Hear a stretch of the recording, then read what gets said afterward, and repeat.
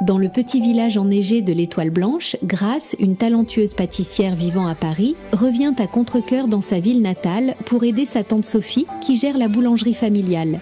Sophie s'est cassé le poignet et ne peut plus faire face à la demande grandissante pour les fêtes de fin d'année. Grace, bien que débordée par sa vie en ville, promet de rester jusqu'à Noël. De retour à l'Étoile Blanche, Grace retrouve les paysages enchanteurs de son enfance. Des sapins scintillants de lumière, des marchés de Noël remplis de chants et de rires, et Thomas, son amour de jeunesse. Thomas, désormais menuisier, crée de magnifiques décorations en bois pour les fêtes. Ils ne se sont pas vus depuis 10 ans, après une rupture douloureuse causée par les ambitions de Grace, qui rêvait de conquérir le monde culinaire loin de sa petite ville. Les premières retrouvailles sont glaciales. Thomas, blessé, se montre distant. Pourtant, la magie de Noël opère peu à peu. Forcés de travailler ensemble pour organiser la grande fête du village, ils se redécouvrent. Entre les éclats de rire des enfants qui décorent le sapin, les flocons qui tombent doucement et les douceurs qu'ils préparent ensemble dans la boulangerie, les deux anciens amoureux se rapprochent. Alors que Grace commence à se sentir chez elle à l'Étoile Blanche, elle reçoit une offre incroyable d'une chaîne prestigieuse à Paris, prête à financer sa propre pâtisserie. Déchirée entre son rêve de toujours et l'amour renaissant, Grace ne sait plus quoi faire. La veille de Noël, lors du grand bal organisé au cœur du village, Thomas offre à Grace un cadeau inattendu. Une sculpture en bois représentant leur vieille cabane dans les bois où ils avaient pigravé leurs initiales enfants. Touchée, elle réalise que ses ambitions ne l'ont jamais rendue aussi heureuse que ces derniers jours passés auprès de Thomas et de sa famille. Dans une scène finale lumineuse sous la neige, Grace décide de rester à l'Étoile Blanche. Elle transforme la boulangerie en un café chaleureux où elle peut exprimer sa créativité tout en restant auprès des siens. Alors que les cloches de l'église sonnent minuit, Grace et Thomas échangent un baiser sous le gui, scellant leur seconde chance en même temps que la promesse d'un avenir partagé.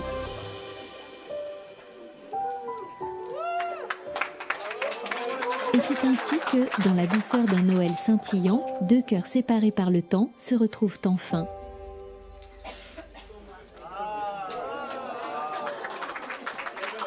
Ça vous a plu ? Cette histoire, ce scénario a été écrit par ChatGPT. Et l'histoire vous a été racontée par une intelligence artificielle. Mais je vous rassure, le reste du message est de moi. Donc ça devrait aller. Moi, si j'ai choisi de démarrer ce message avec ce soap movie de Noël, c'est parce que j'aime les histoires qui finissent bien. Et vous savez, quand vous regardez un téléfilm de Noël, vous ne faites pas pour le suspense en général. Vous savez qu'à la fin, ça va bien se finir. C'est vrai, c'est pas vrai? Il y a qui regarde des films de Noël? Les autres, ils n'osent pas avouer. Il y en a plusieurs qui n'osent pas avouer ici. Je dois vous dire une chose, les amis. Ouais, moi aussi, je lève la main. Je savais que les enfants devaient être en haut à un moment. En fait, vous savez, la réalité, c'est qu'il y a peu de gens qui l'avouent. Mais en fait, les téléfilms de Noël, ça connaît un véritable succès. C'est pour ça que les chaînes les programment déjà en novembre. C'est parce que les gens les regardent, qu'ils aiment bien. Et puis, la réalité, c'est qu'on est dans un monde où il y a tellement de mauvaises nouvelles, où il y a tellement de choses catastrophiques qui sont là, de guerre, de violence, que les gens, ils ont besoin de pouvoir s'évader avec des histoires où tout est bien, qui finit bien. Et voilà le pourquoi. Le seul problème, c'est qu'à la fin, on ne sait plus trop ce qui est vrai, ce qui n'est pas vrai. Le seul problème, c'est qu'à la fin, on ne sait plus trop si l'histoire de la naissance de Jésus, comme nous le racontent des évangiles, c'est vrai ou si c'est quelque chose qui a été un petit peu inventé.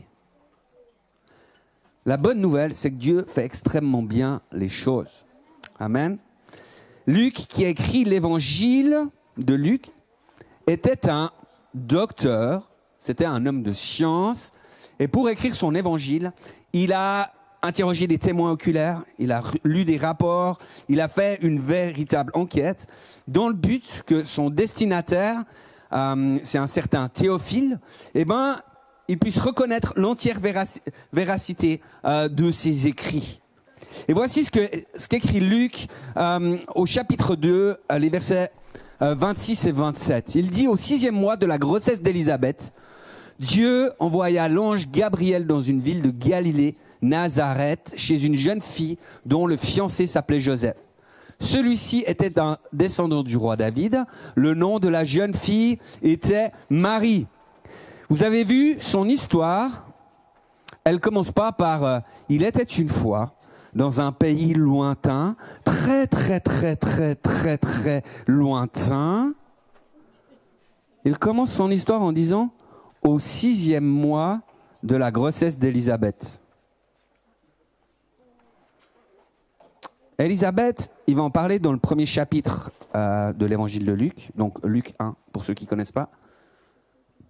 Et en fait, quand il parle d'Élisabeth, les gens de l'époque, ils savaient exactement de qui il parlait. Parce que c'était la mère d'un certain Jean-Baptiste. Vous avez déjà entendu parler de Jean-Baptiste ? En tout cas, les gens de l'époque, ils savaient exactement qui était Jean-Baptiste. Parce que, en fait, avant lui, ça faisait environ 400 ans qu'il n'y avait pas eu de prophète en Israël. 400 ans. Alors, quand Jean-Baptiste, il arrive, tout le monde sait de qui il parle. Donc, quand Luc parle du 16e mois de la grossesse d'Élisabeth, il donne une indication qui est plutôt précise sur le moment où l'histoire se déroule. De plus, il parle de Joseph et Marie, qui à ce moment-là étaient fiancés, qui habitaient dans un petit village de Nazareth en Galilée, donc ils ne sont pas à New York. D'accord ? Donc, si vous prenez un tout petit village, vous cherchez un couple qui s'appelle Joseph et Marie, même s'il y avait plein de Joseph et de Marie, qu'en plus il est descendant de la famille de David, du roi David, ben finalement, c'est une géolocalisation qu'il place sur cette histoire. Est-ce que Luc va raconter à Théophile, il va lui dire, je vais te raconter une histoire qui est juste extraordinaire. D'ailleurs, assez vite, il parle de l'ange Gabriel, la visite de l'ange Gabriel. Mais il lui dit en même temps, tu vois, cette histoire, elle n'a pas été écrite sur ChatGPT. Il va lui donner des sources, il va lui donner des éléments concrets, tangibles, tellement rationnels que chacun pouvait les vérifier et qui étaient attestés par de nombreux témoins. Alors écoutez-moi attentivement les enfants. Écoutez-moi attentivement, vous tous qui avez besoin d'espérer. Vous tous qui avez besoin de pouvoir recevoir une bonne nouvelle. Voici ce que Luc écrit dans son évangile. L'ange entra chez elle et lui dit « Réjouis-toi, le Seigneur t'a accordé une grande faveur. Il est avec toi. » Marie fut très troublée par ces mots. Elle se demandait ce que signifiait cette salutation. L'ange lui dit alors, « N'aie pas peur, Marie, car tu as la faveur de Dieu. Bientôt tu seras enceinte et tu mettras au monde un fils que tu appelleras du nom de Jésus. Il sera grand et on l'appellera le Fils du Dieu très haut.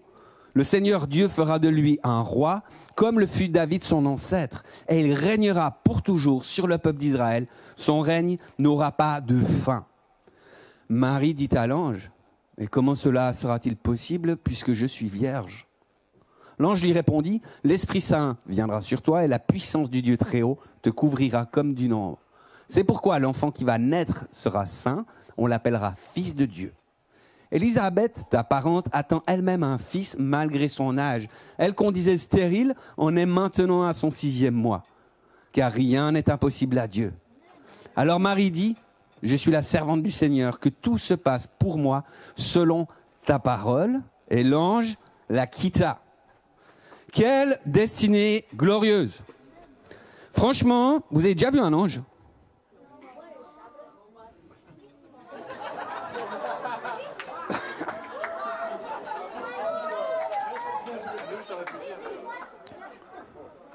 On est quoi? On est le dimanche 15 décembre. Note. Rencontrer un ange, c'est pas banal, n'est-ce pas? Et la nouvelle qu'il transmet, elle n'est pas banale non plus, puisqu'elle va changer l'humanité pendant plus de 2000 ans. Vous êtes d'accord avec moi? Donc c'est une apparition extraordinaire, et pourtant elle a duré qu'un instant. Tu sais, parce qu'après, la vie de Marie, elle revient à la normale. On pourrait presque même dire qu'elle revient à la sous-normale. Parce que l'ange a disparu.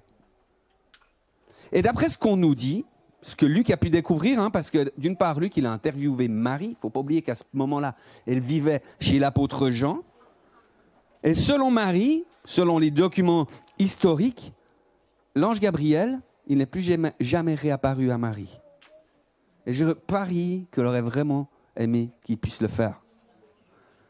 Parce que l'ange lui a dit, hein, réjouis-toi Marie, tu as la faveur de Dieu. C'était sa préférée. Il t'a choisi parmi tant d'autres. Ouais, mais tout à coup, sa vie, elle est devenue très, très, très compliquée. Et ça, je vous garantis qu'il y a des jours où Marie... et s'il y a des catholiques parmi nous, s'il y a des catholiques qui nous suivent en ligne, hein, je ne veux pas manquer de respect à Marie, mais utilisons un peu notre imagination maintenant. Je suis sûr qu'il y a des jours où Marie se disait, mais tu sais, ange, il faut que tu interviennes. Faut que tu viennes parce que, tu sais, ma mère, le chef de la synagogue, il me regarde bizarre. Tu sais, faut que tu viennes, d'accord, parce que moi, je peux pas leur dire que j'ai vu un ange. Il faut leur expliquer des choses. Alors, merci Seigneur, hein, l'ange est apparu à Joseph. Joseph a accepté d'obéir. Hein. Mais cette histoire de Marie, de Joseph, c'est pas une histoire qui est toute simple. C'est une histoire qui est même compliquée. C'est comme quand Joseph vient vers Marie puis lui dit, écoute Marie, j'ai une mauvaise nouvelle. J'ai une très mauvaise nouvelle. Je commence par laquelle ?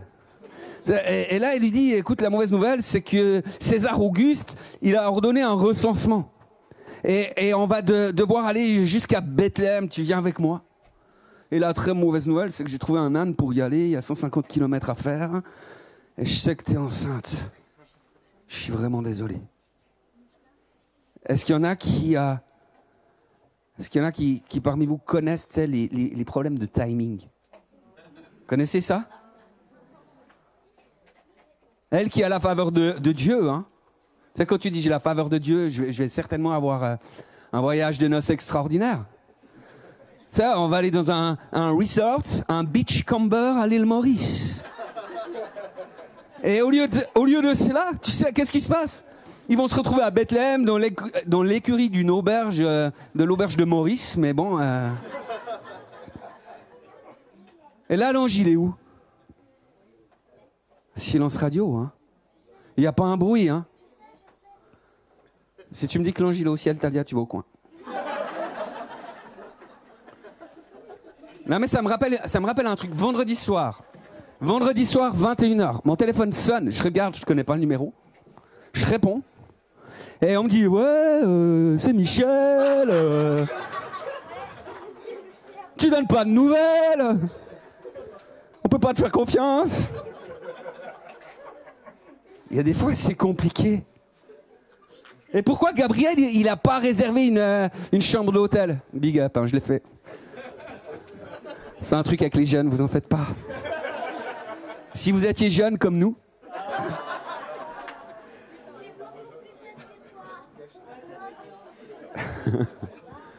Si cette histoire de Noël, si c'est un conte de fées, les amis, alors pourquoi les massacres ? Pourquoi le massacre des enfants ? À la fin de cette journée, tous les parents ayant des enfants de 2 ans et moins avaient vu leur bébé leur être arraché des mains, massacré, dans une expression de jalousie aléatoire insensée d'un roi sanguinaire.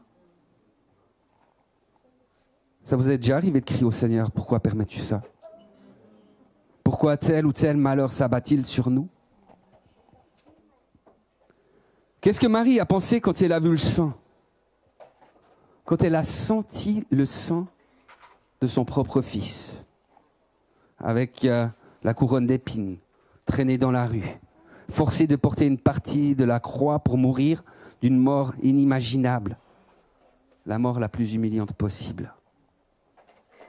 Marie, savais-tu que ton nouveau-né marcherait sur les eaux ? Marie, savais-tu que ton nouveau-né nous ferait naître à nouveau ? Savais-tu que ton nouveau-né est aussi là pour toi ? Que cet enfant dans tes bras un jour te sauvera. Les prophètes de l'Ancien Testament, ils avaient annoncé, plus de 500 ans avant la venue de Jésus, ils avaient abondamment parlé du Messie. Ils avaient parlé de la Vierge enceinte. Ils avaient parlé de la naissance à Bethléem. Ils avaient parlé du massacre des enfants, des miracles que ferait Jésus, de sa crucifixion, de sa mort, de sa résurrection. Ils ont même parlé de son retour que nous attendons. Tout est connu de Dieu parce que Jésus-Christ est l'alpha et l'oméga. Il est Dieu, il était là avant la création du monde et son règne n'aura pas de fin. Dieu vit en dehors de notre espace-temps. Il n'est pas coincé dans cette réalité qui est la nôtre. Ce qui veut dire qu'il n'est pas surpris par tout ce qui est en train de se passer dans le monde. Il n'est pas surpris par tout ce qui peut nous arriver dans notre vie. C'est ce qui va arriver peut-être aujourd'hui, ce qui va arriver dans les prochains temps. Mais aujourd'hui, j'aimerais te proposer de pouvoir vivre ton plus beau Noël. La Bible dit, c'est Romains 8, 28 qui dit cela, « Toute chose concourt au bien de ceux qui aiment Dieu, de ceux qui sont appelés selon son dessein. » Parce que Dieu, il a un dessein. Ça veut dire que Dieu, il a un projet. Ça veut dire que, vous savez, Dieu est le maître de l'histoire. Et son projet, c'est qu'il puisse inscrire son histoire dans la tienne. Son projet, c'est que, en fait, tu puisses vivre le happy end qu'il a prévu. Que toute chose, est-ce qu'on peut dire toute chose? Est-ce que tu comprends que les choses que tu n'aimerais pas qui t'arrivent, que les difficultés, que les épreuves, que les vents contraires, que même les choses qui te blessent et te font du mal, ces choses-là peuvent servir pour ton bien. Ces choses-là, dans ta vie, vont servir à ce que la gloire de Dieu se manifeste dans ta vie. Et Marie, elle a fait quelque chose d'incroyable. Si vous regardez les évangiles, vous savez, il y a plein de fois où Marie, elle ne comprenait pas ce qui se passait. Il y a plein de fois où vraiment, c'était pas simple d'être à sa place. C'était compliqué pour elle de gérer tout ça.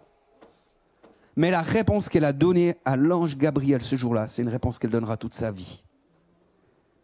Elle dit, « Je suis la servante du Seigneur, qu'il me soit fait selon ta parole. » En fait, l'histoire de Noël, c'est le parfait exemple. C'est le meilleur exemple de Dieu qui s'immisce dans le caractère, c'est apparemment aléatoire de la vie.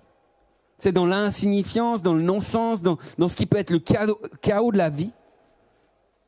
La naissance de Dieu témoigne que Dieu a un plan. Il a un projet pour l'humanité. Il a un plan pour toi. Il y a une histoire qui avance, mais Dieu est là. Dieu est aux commandes et il est le Dieu de l'histoire. La naissance de Jésus, c'est Emmanuel, Dieu avec nous. Tu n'es pas tout seul.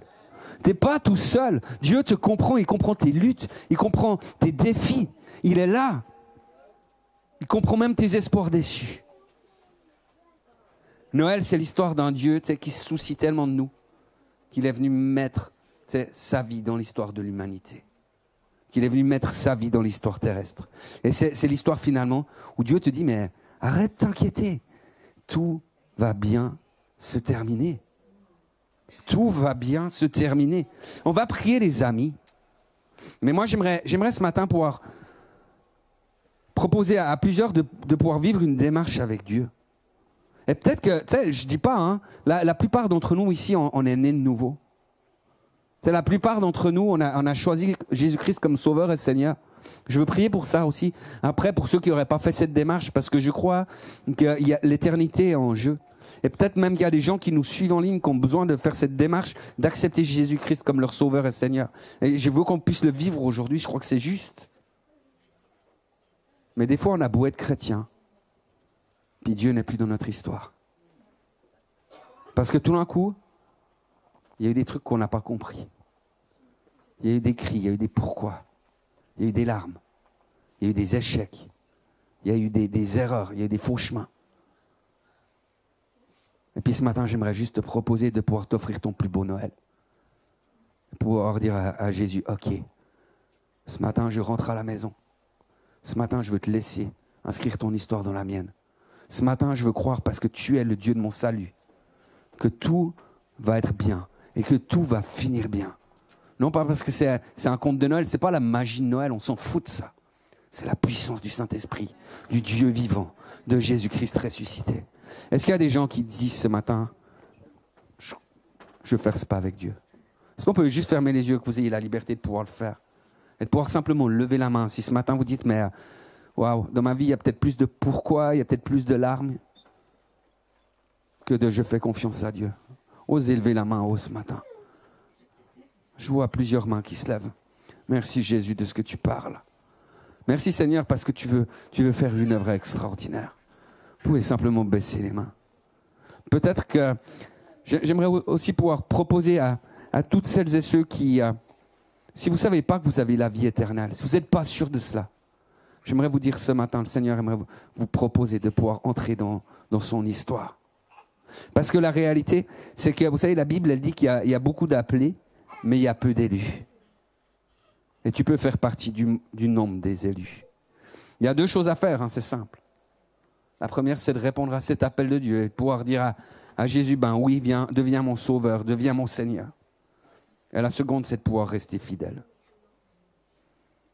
Est-ce qu'il y a des gens qui, soit parmi nous ce matin, soit en ligne, veulent dire ce matin, je veux donner ma vie à Jésus? Si vous pouvez simplement lever la main, aussi là où vous êtes maintenant.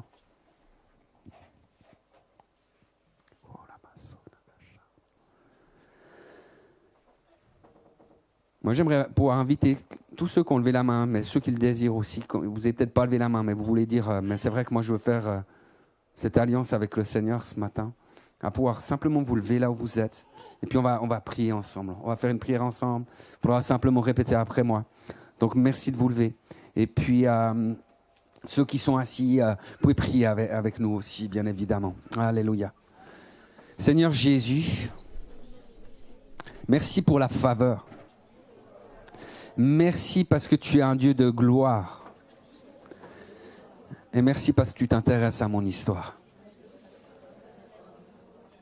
Seigneur, je veux reconnaître que parfois je mène ma barque tout seul. Mais je vois aussi les échecs que ça entraîne. Et je veux te réinviter, Seigneur, ce matin, à être le Seigneur et le Sauveur de ma vie. Je reçois maintenant ton pardon. Je reçois ta grâce. Merci de ranimer le Saint-Esprit en moi. Merci de me baptiser de feu. Afin que, comme Marie, je puisse choisir la foi à chaque instant de ma vie et déclarer que je suis le serviteur du Seigneur et que je place ma vie entre tes mains. Dans le nom de Jésus, Amen.